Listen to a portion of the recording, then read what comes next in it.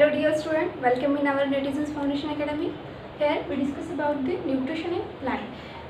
First we discuss about what we discussed in previous lecture. So in the previous lecture we discussed already about the photosynthesis process, nutrition in plant, modes of nutrition, जो कि पहले हमने देखा कि nutrition के बारे में उसका मीनिंग क्या है, न्यूट्रिशन का न्यूट्रिशन जो ये प्रोसेस है जो कि कोई भी ऑर्गेनिज्म अपना फूड कैसे गेन करता है, कैसे अब्सॉर्ब करता है, taking in food by the organism and utilization it by the body is nothing but the nutrition. ये डेफिनेशन न्यूट्रिशन की देखी. फिर बाद में modes of nutrition, autotrophic and heterotrophic. तो most of the all plants are the autotrophs nutrition.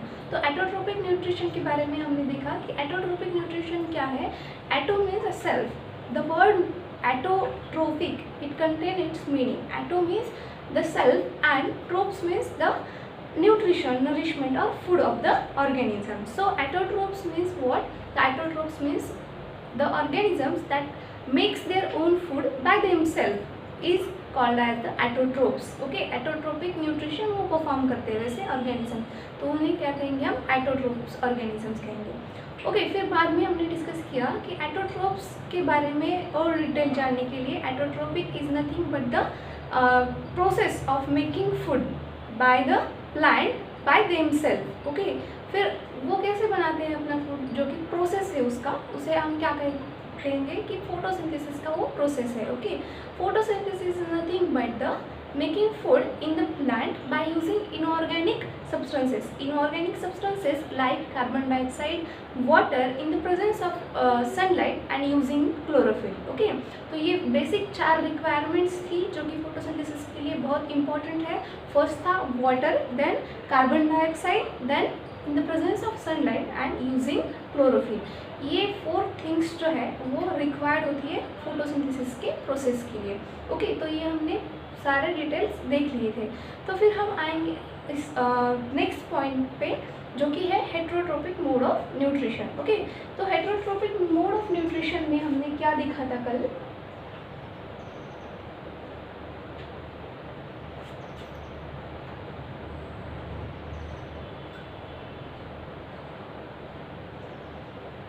Of nutrition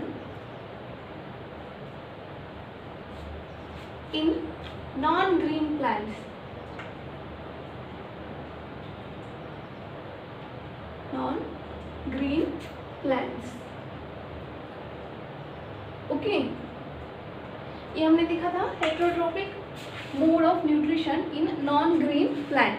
तो इनमें जो हेट्रो है, ये हेट्रो मीन्स क्या है? हेट्रो यानी कि other. Okay, hetero means other and trophic means nutrition, nourishment. अब almost all plant having heterotropic mode of nutrition, but there are some plants which does not having the chlorophyll, so they perform the heterotrophic mode of nutrition. That's why I am here writing as the heterotrophic mode of nutrition in non green plant.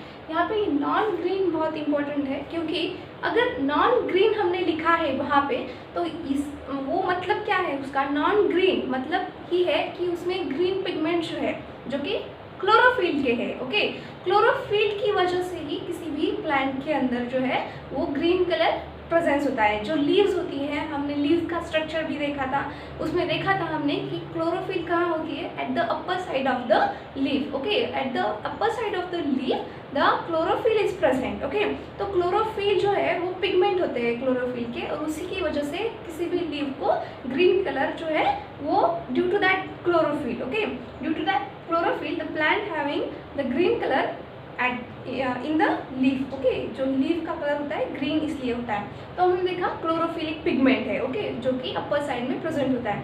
अगर हम देखेंगे कि कोई plant पे green जो है वो chlorophyll नहीं है, ओके, तो फोटोसिंथेसिस हो पाएगा क्या? वहाँ पे नहीं हो पाएगा. मैंने आपको requirement, importance of the requirements जो लिस्ट थी, 4 थिंग्स थी उसमें.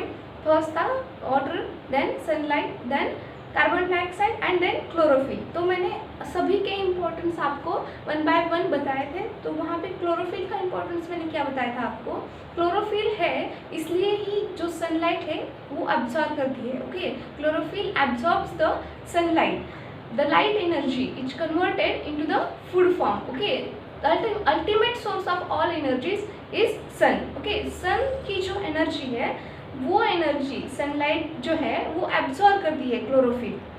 And in the presence of carbon dioxide and water, the chemical reaction takes place in a leaf in the process of photosynthesis. Okay, and that process, when photosynthesis takes place, we got glucose and oxygen. Okay, release of oxygen through the stomata. Stomata he carbon dioxide लेता है और stomata से ही जो oxygen है वो release होता है. Okay, like हमारा नोज जो होता है ह्यूमन बीइंग में वो ब्रीथिंग के लिए यूज़ करते हैं हम. तो क्या करते हैं, हम ऑक्सीजन लेते हैं और कार्बन डाइऑक्साइड छोड़ते हैं. उसी प्रकार फोटोसिंथेसिस के प्रोसेस में प्लांट के अंदर जो है कार्बन डाइऑक्साइड वो लेते हैं और ऑक्सीजन वो रिलीज करते हैं. तो यहाँ पे वो ग्रीन होते हैं, क्लोरोफिल प्रेजेंट होता है. तो क्लोरोफिल क्या करता है, एब्जॉर्ब करता है सनलाइट. लेकिन नॉन ग्रीन प्लांट जो कि क्लोरोफिल नहीं होती है उनके पास, तो वो क्या परफॉर्म करते हैं, heterotrophic mode of nutrition. Okay, they can not prepare their own food by themselves, they use other organisms for their nutrition. These organisms are called as the heterotrophic mode of nutrition. Okay, तो hetero means nothing but जो कि dependent है दूसरों के ऊपर. तो हमने इसमें कल देखा था कि 4 मेन टाइप्स के मतलब मोड ऑफ न्यूट्रिशन इसमें भी है, कैटेगराइज्ड है. तो फर्स्ट देखा था कि पैरासिटिक्स जो होती है. ओके, पैरासिटिक ऑर्गेनिज्म और parasitic heterotrophic mode of nutrition. तो पैरासिटिक न्यूट्रिशन देखा था. देन नेक्स्ट देखा था हमने सैप्रोट्रोपिक.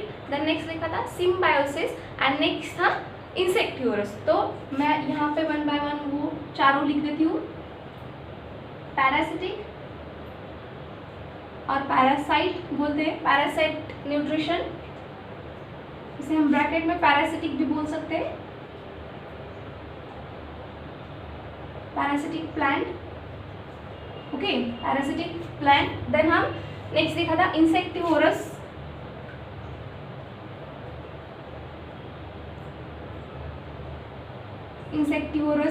Okay, insectivorous plants. Then third देखा था हमने कि सैप्रोट्रोपिक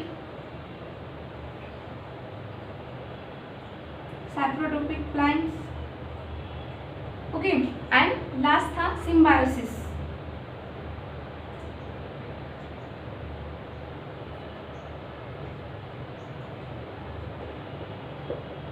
प्लांट्स, इसे हम क्या कह सकते हैं, सिम्बायोटिक प्लांट्स भी कहते हैं. मतलब अगर वो सिम्बायोसिस परफॉर्म करते हैं तो उस ऑर्गेनिज्म को, उस प्लांट को हम सिम्बायोटिक प्लांट कहेंगे. तो यहाँ पे हमने कल देखा था पैरासिट प्लांट और पैरासिटिक प्लांट में, जो कि हमने एक एग्जांपल लेके मतलब अंडरस्टैंड किया था. वो एग्जांपल था कस्कुटा. ओके, कस्कुटा को हम अमरवेल भी कहते हैं और उसे क्या कहते हैं, डॉडर भी कहते हैं. Okay, in the different region they have the different name. So parasitic जो है वो क्या करते हैं, प्लांट्स अपना खुद का फूड खुद नहीं बना पाते, तो वो completely depend on the other organism for their nutrition. Okay, तो वो climbs on the other plant for their nutrition and they absorbs the nutrition from other plant. That plant on which they climb is known as the host plant. Okay, उस plant को हम क्या कहेंगे, host plant. हमने कल देखा था host plant और पैरासिटिक प्लांट क्या है. तो ये जो दोनों है, वो होस्ट प्लांट जो है उसके ऊपर पैरासिटिक प्लांट जो है हमने देखा था कल, जो कस्कुटा था. तो कस्कुटा नाम का जो प्लांट है वो क्या करता है, एक दूसरे बिग ट्री के ऊपर क्लाइंब करता है और उसका जो स्ट्रक्चर होता है येलो कलर का वायरी स्ट्रक्चर होता है, जो कि क्या करता है, twining around the stem of the big tree like banyan tree. Okay, तो twining around the banyan tree and they got their nutrition from that host plant. Therefore this is called as the parasitic plant. Okay, parasite plant or parasitic mode of nutrition in a host plant. So here we discuss about the parasitic plant in the previous lecture. So in that lecture we discuss about the insectivorous plant. Okay, insectivorous plants कौन से होते हैं, जो कि insects को eat करते हैं. They can eat the insect and digest them. Okay, those plants are known as the insectivorous plant. Okay, तो ये जो 4 पॉइंट्स हैं मेन, जो कि हेट्रोट्रोपिक मोड ऑफ न्यूट्रिशन में हमने देखने हैं। तो यहाँ पे पैरासिटिक, सेकेंड था इंसेक्टिवोरस। तो हमने कल क्या देखा था, पैरासिटिक के एग्जाम्पल भी देखे थे, और यहाँ पे हमें इंसेक्टिवोरस के भी एग्जाम्पल देखने। तो पैरासिटिक जो प्लांट है वो further divided into 2 categories. Okay, total parasitic and partial parasitic. तो यहाँ पे मैं ऐसे लिख देती हूँ, further divided into total parasitic and partial parasitic. Okay, total and partial parasitic. तो टोटल पैरासिटिक के एग्जांपल्स कौन से थे? Completely depends on the other organisms, completely depend होते हैं वो। तो वो कौन से ऑर्गेनिजम्स होते हैं कंप्लीटली डिपेंड होने के? जो कि हमने देखा कि स्पुटा था, फिर बाद में हमने देखा कि जो कि हमारा दूसरा था रैफ्लेशिया। ओके, रैफ्लेशिया जो नाम का एक प्लांट है, वो मैंने कल बताया था कि वो क्या है, दूसरों के ऊपर डिपेंड है। ओके, रैफ्लेशिया, इसका ये एग्जांपल है रैफ्लेशिया।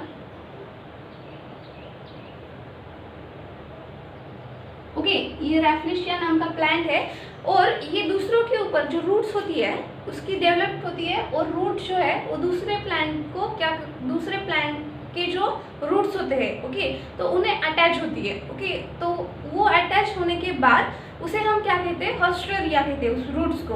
तो वो अटैच होने के बाद क्या होता है, वहाँ से वो न्यूट्रिशन ऑब्टेन करती है, दूसरे प्लांट के थ्रू अपना न्यूट्रिशन वो रूट के थ्रू एब्जॉर्ब करती है। ओके, तो वो रूट के थ्रू ये ऑब्जर्व करती है न्यूट्रिशन, रैफ्लेशिया, और ये क्या करता है, फिर वो जो प्लांट है वो सबसे बड़ा जो फ्लावर है, bears a biggest flower in the world. Okay, biggest flower in the world, rafflesia bears biggest flower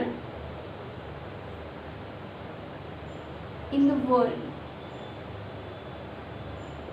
world का जो सबसे बड़ा फ्लावर है वो रैफ्लेशिया क्या करता है, बियर करता है, ये डेवलप करता है। रैफ्लेशिया नाम की जो प्लांट है, ये वो प्लांट प्रोवाइड मतलब क्या करता है, वो बियर करता है, डेवलप करता है ये प्लांट। ओके, तो उसका मेजर क्या है, 50 to 100 सेंटीमीटर जो है वो लॉन्ग होता है। Okay, measures 50 to 100 centimetre long, बहुत बड़ा फ्लावर होता है रैफ्लेशिया, ये प्रोवाइड करता है, जो कि ये पार्शियल टोटल पैरासिटिक है। ओके, टोटल पैरासिटिक होने के बाद भी ये सबसे बड़ा फ्लावर डेवलप करता है, जो कि biggest flower in the world है। ओके, सबसे बड़ा फ्लावर है, और ये जो है 50 to 100 सेंटीमीटर लॉन्ग होता है, और इसका वेट जो है वो कितना होता है, 10 kg। ओके, 10 kg का इसका वेट होता है, और ये बिगेस्ट फ्लावर है इन द वर्ल्ड। तो ये रैफ्लेशिया जो है वो इम्पॉर्टेंट है, क्योंकि ये शॉर्ट नोट भी पूछा जा सकता है, और MCQ टाइप जो क्वेश्चन होते हैं उसमें भी ये आ सकता है कि world's biggest flower having a dash dash mode of nutrition. तो इसमें हम लिख सकते हैं कि इसका आंसर क्या होगा, yes, this is the parasitic plant. Okay, और वहाँ पे ऐसे भी हो सकता है कि टोटल पैरासिटिक प्लांट और सिंपली पैरासिटिक प्लांट। ओके, तो आपको मतलब ध्यान में रखना है कि रैफ्लेशिया है वो जो भी मतलब सबसे बड़ा फ्लावर प्रोवाइड करता है। ओके, तो हमने देखा कल ये रैफ्लेशिया के बारे में। अब देखेंगे इंसेक्टिवोरस प्लांट।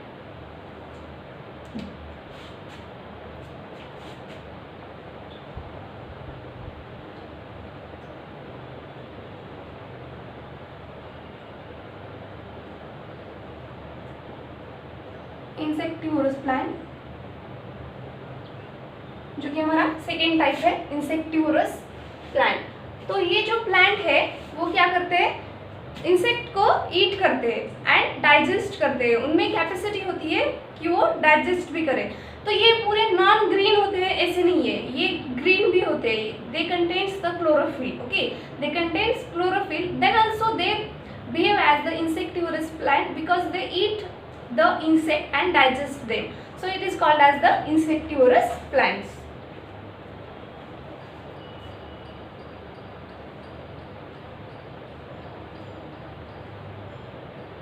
सो हम यहाँ पे लिख सकते हैं there are some plants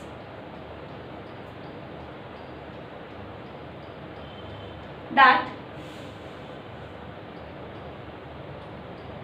eat insect and digest them.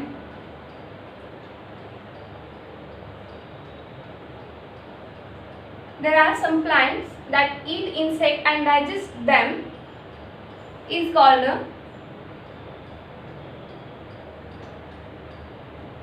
insectivorous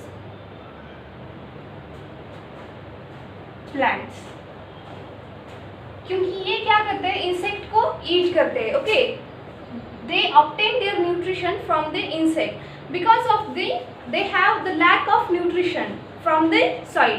जो सॉइल में न्यूट्रिशन होना चाहिए वो नहीं होता, क्योंकि यहाँ पे मैंने आपको बताया ये इसमें जो है वो ग्रीन कलर भी होता है. ओके, ग्रीन कलर की जो पिगमेंट होते हैं इस प्लांट में प्रेजेंट होते हैं.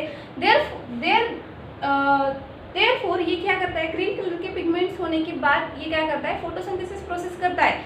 लेकिन जो कि और भी सारे इंपॉर्टेंट मिनरल्स होने चाहिए, जैसे कि मैंने आपको बताया था कि the food prepared by the plant other than the carbohydrate और अदर दैन द कार्बोहाइड्रेट क्या है, फोटोसिंथेसिस से मतलब वो ऑब्टेन करते हैं प्लांट्स. लेकिन other than the carbohydrate nutrients के कौन से थे, हमने देखा था फर्स्ट में जो कि न्यूट्रिएंट्स जो है वो कौन से होते हैं, 5 न्यूट्रिएंट्स मेन देखे थे हमने. फर्स्ट देखा था कार्बोहाइड्रेट, देन देखा था protein, fat, vitamin and minerals. तो ये जो प्रोटीन और फैट होते हैं वो कहाँ से आते हैं, प्लांट को सॉइल से आते हैं. तो जो सॉइल होती है वो जो अमाउंट में न्यूट्रिशन उसमें होने चाहिए, जैसे कि प्रोटीन है, protein is nothing but the nitrogenous substance. Okay, nitrogenous substance होते हैं प्रोटीन जो है वो नाइट्रोजनियस सब्सटेंस होते हैं.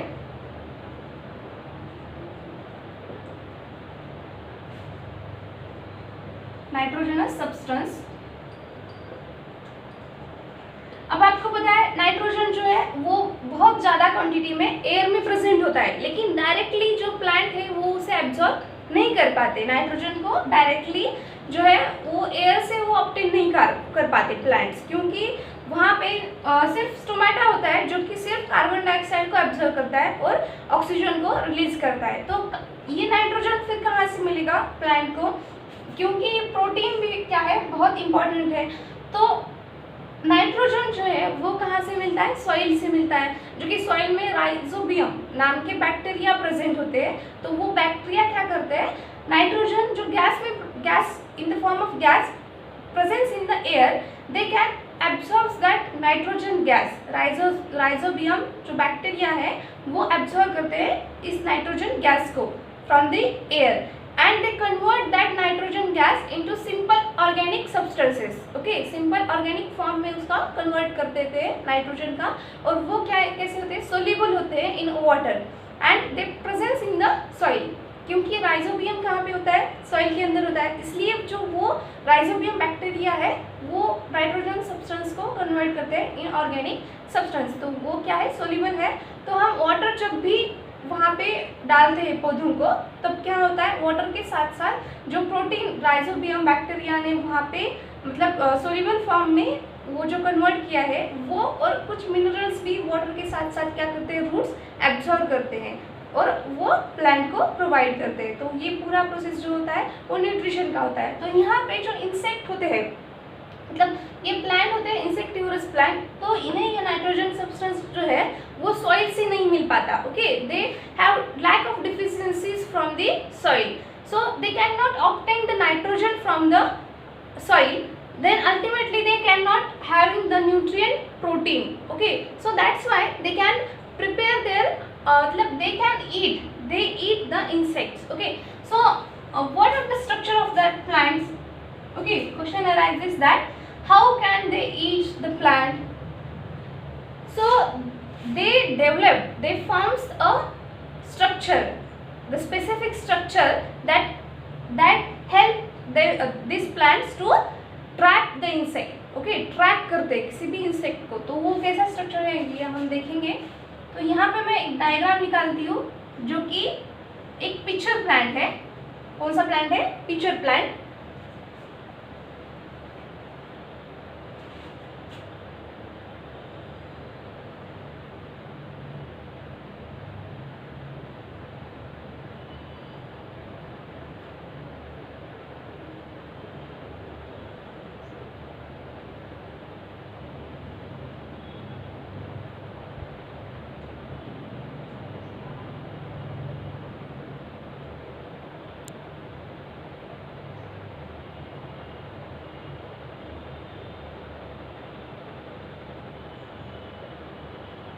आप भी मेरे साथ ये डायग्राम ड्रॉ कर सकते हैं।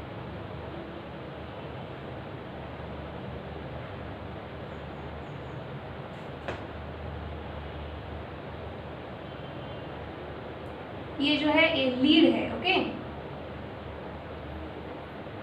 Lead.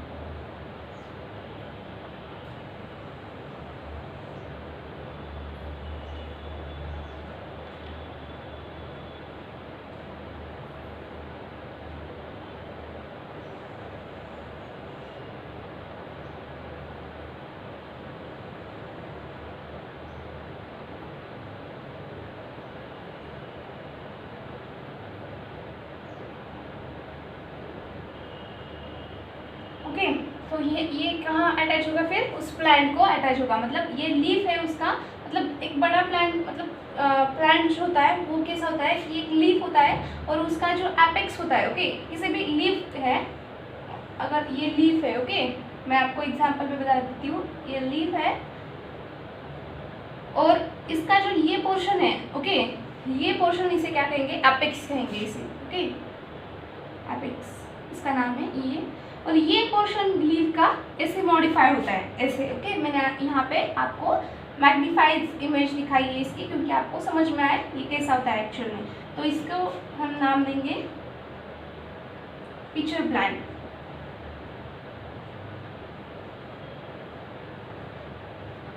PITCHER, pitcher plant, okay.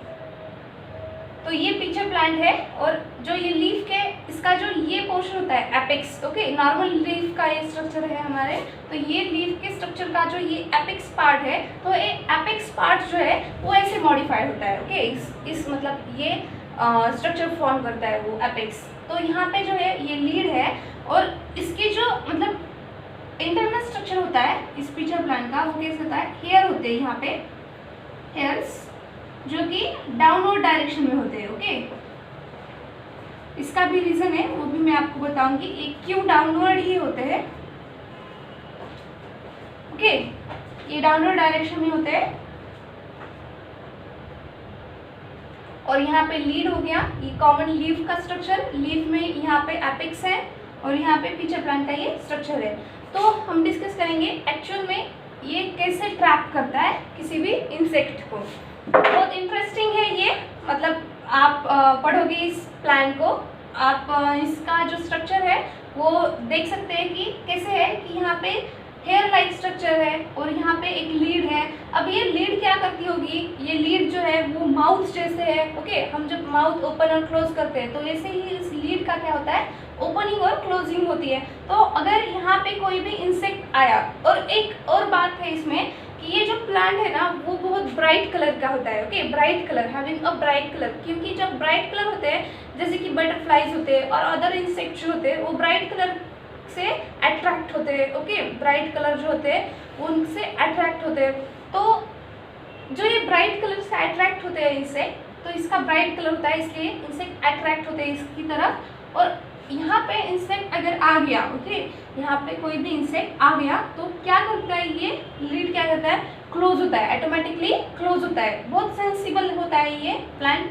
और यहाँ पे आने के बाद ऑटोमेटिकली ये लीड जो है लाइक माउथ है ये, ओके, इस प्लांट का, तो ये क्लोज होता है। और यहाँ से ये क्या करता है, ये इंसेक्ट अब क्लोज हो गया तो ये अंदर जाएगा, ओके, एंड अंदर जाने के बाद ये स्टिकी लाइक होती है, हेयर्स जो होते हैं, तो हेयर्स क्या है, डाउनवर्ड डायरेक्शन में है, तो इसे क्या करते हैं, इस इंसेक्ट को डाउनवर्ड डायरेक्शन में इसे डाउनवर्ड डायरेक्शन देते हैं। तो यहाँ पे ये क्या होगा, ये इंसेक्ट गिर जाएगा इस प्लांट में और यहाँ से ये क्या होगा, मतलब उसका प्रोसेस जो है वो डाइजेस्ट होने का स्टार्ट हो जाएगा। तो यहाँ पे स्पेशल एंजाइम्स भी होते हैं, जैसे कि डाइजेस्टिव जूस होते हैं हमारे ह्यूमन बीइंग में, जो कि हम फूड खाते हैं उसका डाइजेशन प्रोसेस होता है। तो इसी प्रकार इस प्लांट में जो डाइजेशन सिक्रेशन ऑफ एंजाइम्स होते हैं, सिक्रेशन होते हैं, तो ये क्या करते हैं, जो डाइजेस्टिव जूस होते हैं उसके थ्रू ये एनिमल जो है वो इंसेक्ट जो है, सॉरी एनिमल नहीं, बहुत छोटा होता है इसलिए हम इंसेक्ट ही कहेंगे, तो ये जो इंसेक्ट है उसे क्या करते हैं, वो डाइजेस्ट कर लेते हैं। तो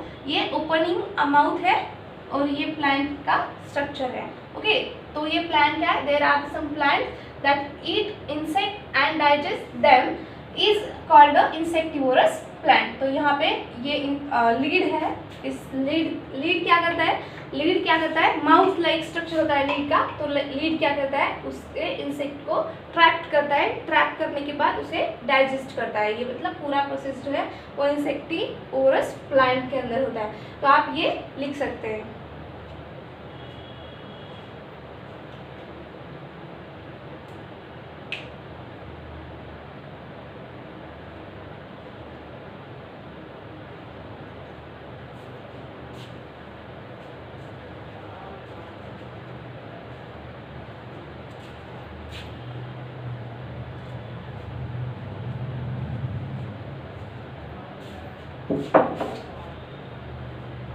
Example, pitcher plant,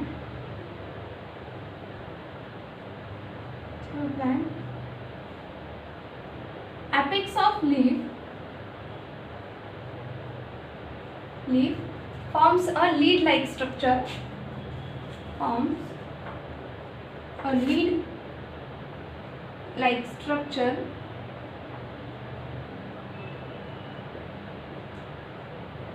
They can open and close. They open and close like mouth.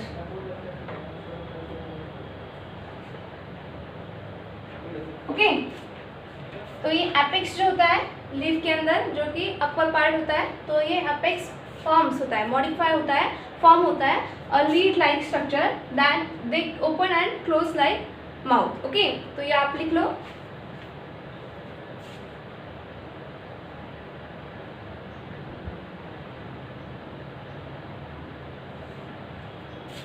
It can open and close like mouth.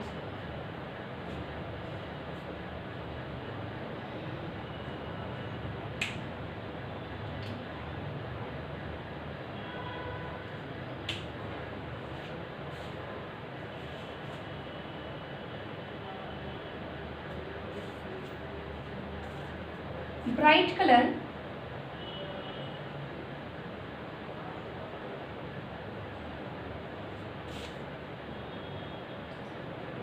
pitcher plants makes it very attractive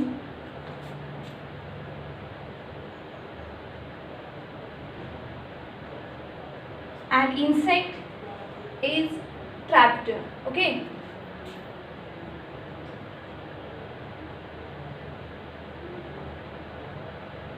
insects are trapped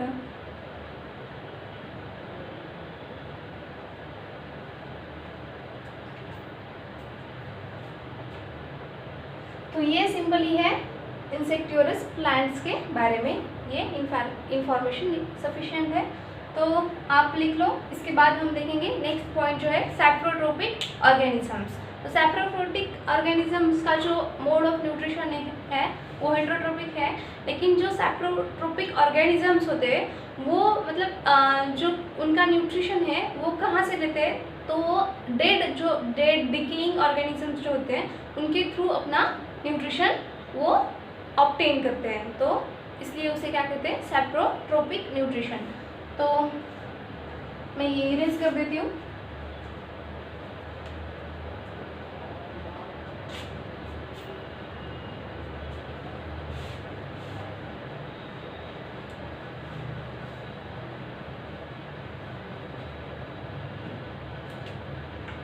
तो next है third,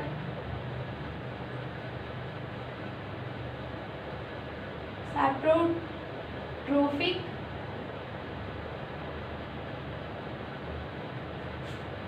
plants.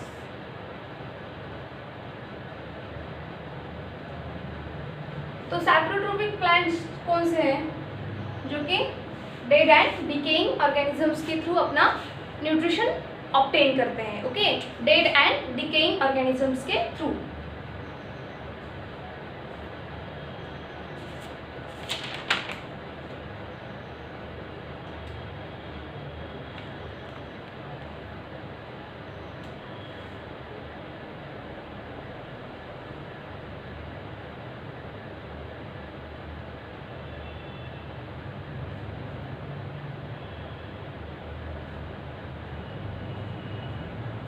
हो गया ये writer. सो सैप्रोफोटिक plants, जो ये plants होते हैं वो एक्चुअल में नॉन ग्रीन होते हैं, उनके पास क्लोरोफिल ही नहीं होता। तो जो नॉन ग्रीन प्लांट्स है, तो नॉन ग्रीन प्लांट्स के अंदर न्यूट्रिशन प्रोसेस तो फोटोसिंथेसिस से नहीं हो पाएगा, तो ये क्या करते हैं, अपना न्यूट्रिशन डेड और डिकेइंग इनऑर्गेनिक सब्सटेंसेस से वो क्या करते हैं, खुद का जो न्यूट्रिशन है वो ऑब्टेन करते हैं। तो यहाँ पे ये नॉन ग्रीन है, non green plants. Okay, example देखते हैं इसके पहले हम। एग्जाम्पल्स कौन से हैं, मतलब आप एग्जाम्पल के थ्रू आपको समझ में आएगा कि सैप्रोट्रोपिक है मतलब कौन से होते हैं। तो सैप्रोट्रोपिक होते हैं fungi, then yeast, okay, and some bacterias,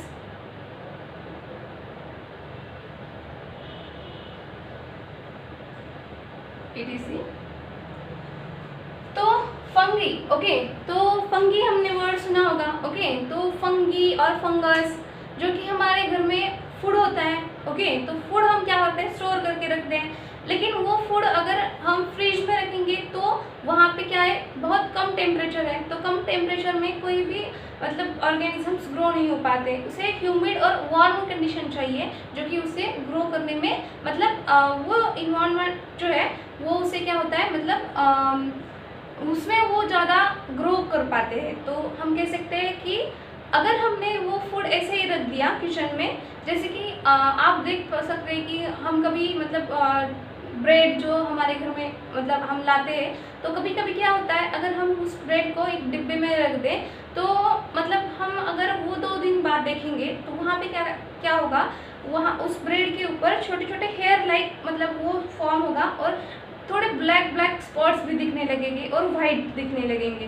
तो वो नथिंग बट क्या है, फंगाई है। ओके, तो ये फंगाई जो है ना वो बहुत मतलब फूड वेस्ट कर देता है हमारा घर में। तो आप मतलब अपने मतलब घर में पूछ सकते हो कि मतलब फंगी या फूड कैसे मतलब वेस्ट होता है, मतलब वो खराब कैसे होता है। तो ये बिकॉज ऑफ द फंगाई। तो वहाँ पे क्या होता है, वो ग्रो होते हैं फंगाई, फंगस लगती है। सिंपली हम जब रोटी मतलब हमारे घर में होती है तो वो एक डिब्बे में रख दी, तो कुछ मतलब हमारा ध्यान नहीं गया तो क्या होगा, उस डिब्बे में वो फंगाई लगेगी उस रोटी को। तो वो क्या कैसे लगेगी, वाइट और ब्लैक स्पॉट आएंगे उसके ऊपर और थोड़े थोड़े हेयर लाइक स्ट्रक्चर उसके अंदर ग्रो होंगे। तो वो nothing but the fungi. Okay, fungi होती है। या ये सबसे ज़्यादा कब होती है, तो मतलब between the summer and the rainy season. Okay, तो वहाँ पे कैसे मतलब थोड़ा गर्मी टाइप रहता है और ह्यूमिड कंडीशन रहती है, तो ये जो है उस इन्वायरमेंट में ज़्यादा ग्रो करते हैं। तो इसलिए ये क्या है, ईस्ट और फंगाई जो है वो हमारा घर में कुछ प्रोडक्ट होते हैं उसे वेस्ट कर देते हैं। तो सभी तो वैसे मतलब प्लांट्स को क्या कहते हैं, सैप्रोट्रोपिक प्लांट। और सैप्रोट्रोप्स कहेंगे हम, सैप्रोट्रोप्स मतलब जैसे कि एक है सैप्रोट्रोप्स एंड मतलब वही न्यूट्रिशन प्रोसेस फॉलो कर रहे हैं, तो उस प्रोसेस को कहेंगे कि सैप्रोट्रोपिक प्लांट। ओके, तो सैप्रोट्रोपिक प्लांट नॉन ग्रीन होता है, फंगाई, ईस्ट, बैक्टीरिया ऐसे जो प्लांट्स होते हैं वो नॉन ग्रीन होते हैं और सैप्रोट्रोपिक प्लांट को फॉर्म करते हैं। तो ये क्या करते हैं, they can obtain their food, they obtain or absorb their food from the dead or decaying substances is called saprotropes.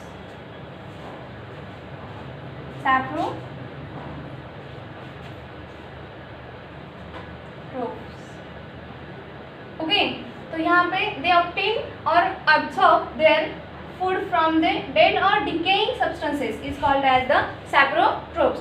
तो हमने देखा यहाँ पे बेसिकली ये सैप्रोट्रोप्स जो होते हैं वो डेड और डिकेइंग सब्सटेंस जो होते हैं, मतलब डिकेइंग यानी कि जो खराब हो रहे हैं मतलब जैसे कि हम देखते हैं कि काउडंग है, ओके, काउडंग है, ब्रेड है, या रोटी है हमारे घर में, okay.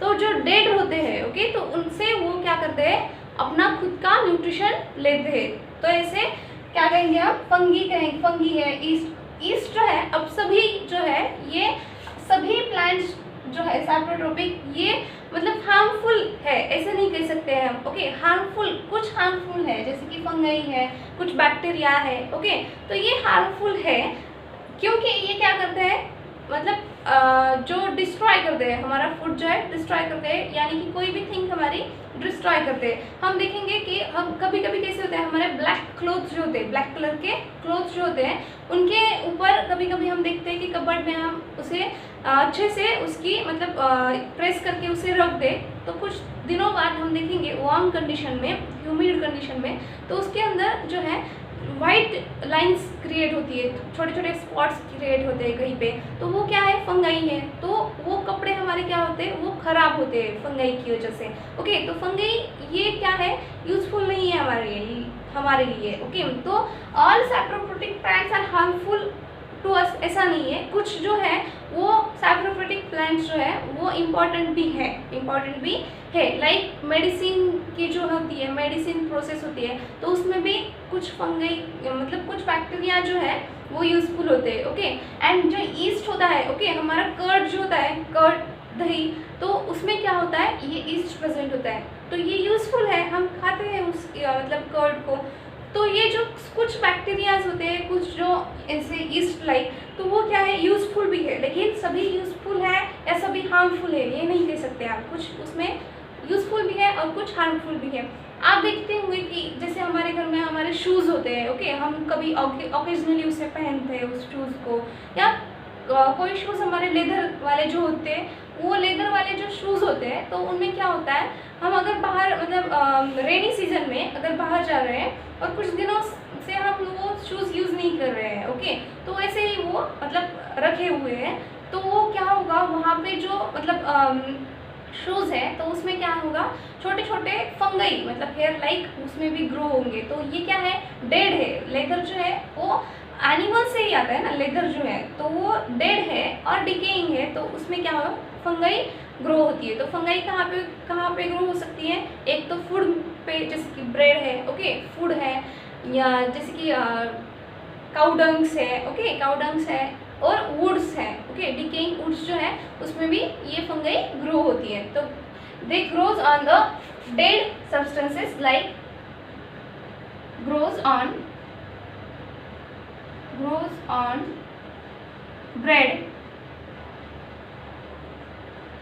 bread, wood, cow dung,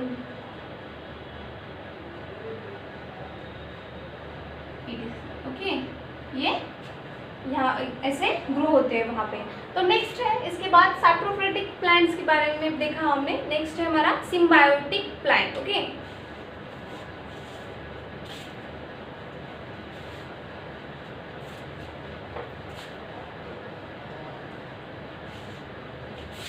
symbiotic plants, ये जो है फोर्थ है,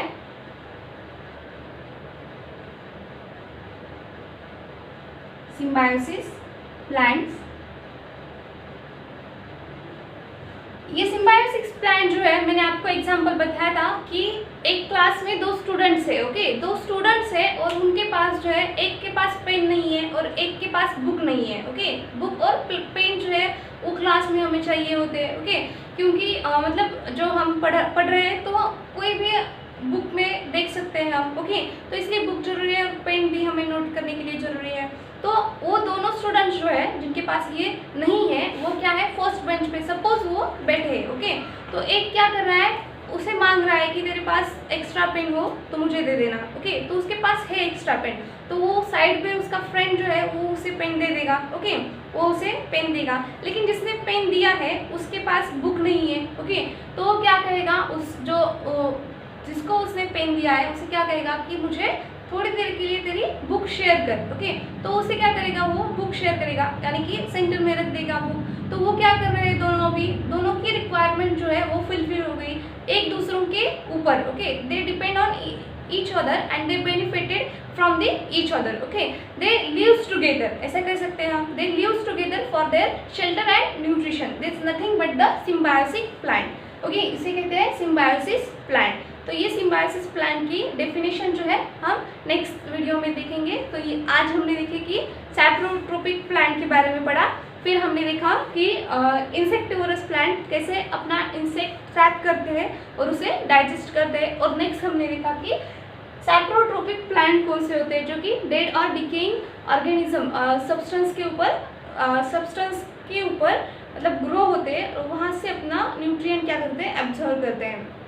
तो they can absorb there nutrition from the bread would और काउ डंग्स. ओके, तो वहाँ पे वो डिकेइंग सब्सटेंसेस के ऊपर ग्रो होते हैं और वहाँ से अपना न्यूट्रिशन लेते हैं. तो ये सिम्बायोसिस प्लांट का एक एग्जांपल देके मैंने आपको इसके बारे में बता दिया है. तो इसकी डेफिनेशन और नेक्स्ट इसके बाद जो हमारा नेक्स्ट पॉइंट है वो replenishment of the soil, and this is the last point of this chapter. तो हम वो नेक्स्ट वीडियो में नेक्स्ट लेक्चर में देखेंगे. ओके, तो इस वीडियो में हमने जो भी देखा उसके ऊपर आपको कोई डाउट होगा तो आप कमेंट सेक्शन में उसे ड्रॉप कर दीजिए. मैं नेक्स्ट लेक्चर में वो जो डाउट्स है आपके क्लियर कर दूंगी. तो प्रीवियस वीडियो में जो डाउट्स थे वो अलगी को मराठी में क्या बोलते हैं ऐसे बोला था आपने. तो अलगी को मराठी में हम शिवाल कहते हैं, जबकि स्टैग्नेंट वाटर में, स्टैग्नेंट वाटर का मीनिंग है कि अनक्लीन. स्टैग्नेंट मीन्स अनक्लीन, यानी कि बहुत मतलब दिनों से वैसे ही स्टील है, वहाँ पे स्टील है. जैसे कि मतलब हम देखते हैं कि कैसे पॉट्स होते हैं, या हम सिंपली एक बॉटल में अगर पानी वाटर स्टोर करके रखेंगे तो एक वीक बाद, एक हफ्ते बाद जब देखेंगे तो वहाँ पे ग्रीन अलगी वहाँ पे मतलब ग्रो होंगी. ओके, ग्रीन अलगी जो कि है एटोट्रोपिक्स है. ओके, एटोट्रोपिक मतलब ग्रीन है इसलिए वहाँ पे क्लोरोफिल प्रेजेंट है, और क्लोरोफिल होने के बाद उसमें फोटोसिंथेसिस का प्रोसेस हो रहा है, इसलिए वो खुद का न्यूट्रिशन खुद कर पा रही है. तो इसे हम एटोट्रोपिक न्यूट्रिशन कह सकते हैं. ओके, तो ये हो गया प्रीवियस लेक्चर्स के डाउट्स भी. तो इस लेक्चर के डाउट्स आप ड्रॉप कर दिए कमेंट सेक्शन में. Okay, so bye students, thanks for watching.